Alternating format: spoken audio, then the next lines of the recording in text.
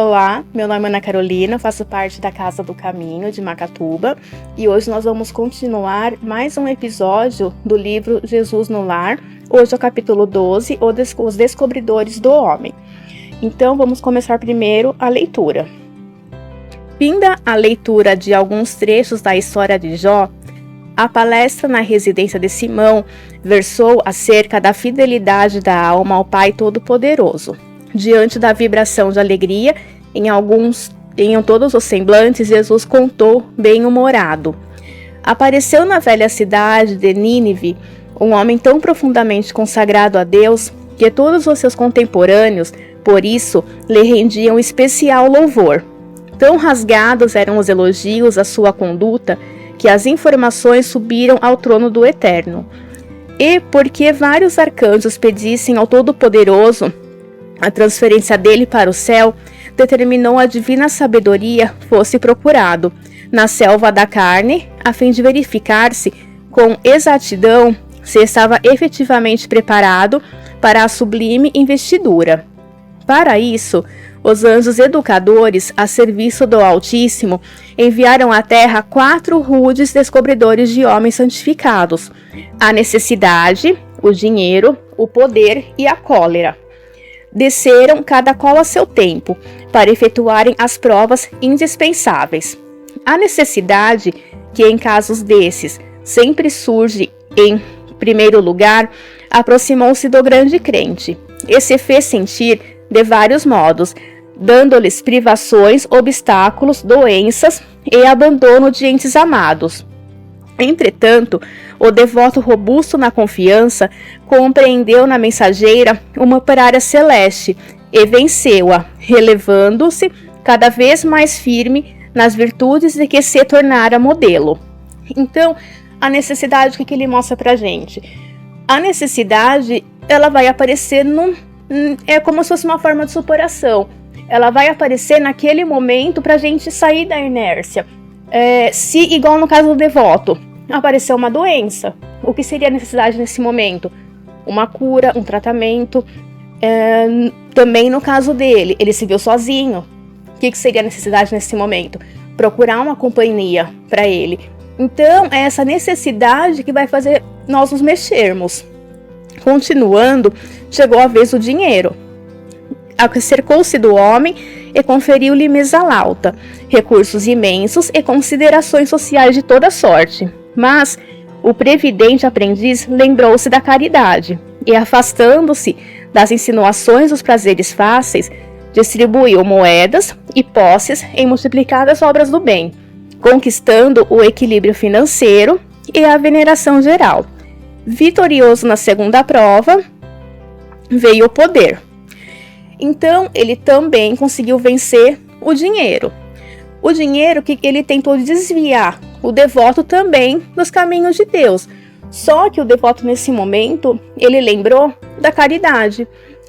A caridade, para ele, foi muito útil, porque em vez de ele segurar o dinheiro para ele, se abastar desse dinheiro que ele tinha e crescer financeiramente, ter aquela mesa farta, não, ele resolveu dividir tudo isso com ele. Porque hoje em dia é o que nós vemos muito, as pessoas repararem muito na nossa vida, no que eu visto, no carro que eu tenho, na casa que eu tenho, e não olhar para o caráter da pessoa, por dentro da pessoa. Só que esse devoto, ele conseguiu fazer isso. Em vez de ele guardar para ele usou da caridade, ele deu para aquelas pessoas que necessitavam e fez obras boas. Depois disso, veio o poder. O poder que investiu de larga e brilhante autoridade. O devoto, contudo, recordou que a vida, com todas as honrarias e dons, é simples empréstimo da providência celestial, e usou o poder com brandura, educando quantos o rodeavam, por intermédio da instrução e do trabalho bem orientados, recebendo em troca a obediência e a admiração do povo, entre o qual nascera. Então, a terceira prova dele, que foi o poder, ele também entendeu que esse poder não seria uma coisa eterna com ele, seria uma coisa passageira, uma coisa que ele teria que devolver para Deus, não ficaria eternamente para ele. E sendo assim, ele usou esse dinheiro, esse poder, para ensinar as pessoas, para dar exemplos, ou bons exemplos para essas pessoas. E com isso que ele teve? Ele teve um retorno. Como retorno, deram obediência para ele, admiração espontânea. Então, esse poder também, ele acabou não usando para sobressair em certas pessoas, mas sim para ensinar. E com isso ele teve essa volta das pessoas, né, esse retorno positivo, que foi uma admiração, que foi um respeito. Só que agora a gente vai entrar na quarta educadora.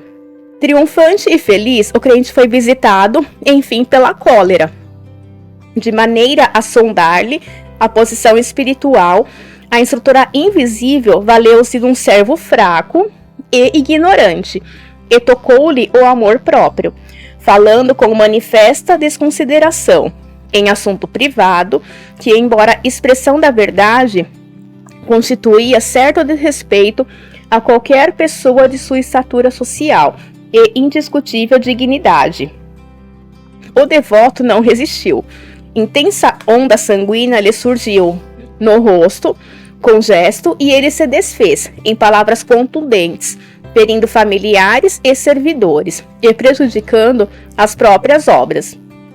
Somente depois de muitos dias conseguiu restaurar a tranquilidade, quando, porém, a cólera já lhe havia desnudado o íntimo, revelando-lhe o imperativo de maior aperfeiçoamento e notificando ao Senhor que aquele filho, matriculado na escola de iluminação, ainda requeria muito tempo na experiência purificadora para situar-se nas vibrações gloriosas da vida superior. Curiosidade geral transparecia do semblante de todos os presentes, que não ousaram trazer à baila qualquer nova ponderação. Estampando no rosto sereno sorriso, o Cristo terminou. Quando o homem recebe todas as informações de que necessita para elevar-se ao céu, determina o Pai amoroso, seja ele procurado pelas potências educadoras. A maioria dos crentes perdem a boa posição, que aparentemente desfrutam, nos exercícios da necessidade, que lhes examina a resistência moral. Muitos voltam estragados às sugestões do dinheiro, que eles observam o desprendimento dos objetivos inferiores e a capacidade de agir na sementeira do bem. Alguns caem desastradamente pelas insinuações do poder que eles experimentam, a competência para educar e salvar os companheiros da jornada humana. E raríssimos são aqueles que vencem a visita inesperada da cólera, que vem ao círculo do homem a notar-lhe a diminuição do amor próprio, sem a qual o espírito não reflete o brilho e a grandeza do Criador nos campos da vida eterna. O mestre calou-se, sorriu compassivamente de novo, e porque ninguém retomasse a palavra, a reunião da noite foi encerrada. Então, em relação à cólera, o que ela fez? Ela agiu no amor próprio desse devoto.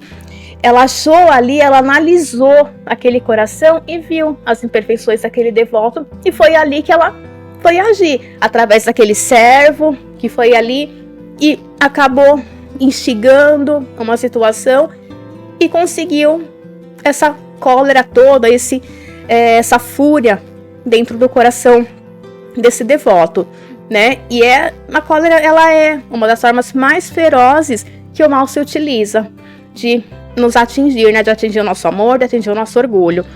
Então nós precisamos sempre estar muito atentos ao que nós sentimos internamente, né, no nosso coração. Nós precisamos ser humildes, sempre tendo a ciência que nós precisamos sempre crescer, nos melhorarmos interiormente, fazermos uma reforma aí em nós, né, dentro de nós. Vamos trabalhar bastante o nosso orgulho, que o orgulho ele pode gerar sim com bastantes consequências negativas para nossa vida terrena, espiritual, e sempre nos atentar aos nossos erros, porque errar nós vamos continuar errando. Nós somos seres imperfeitos que estamos aqui em aprendizagem, mas também nós precisamos conseguir tentar pelo menos, consertar esses erros, aprender com esses erros e evoluir.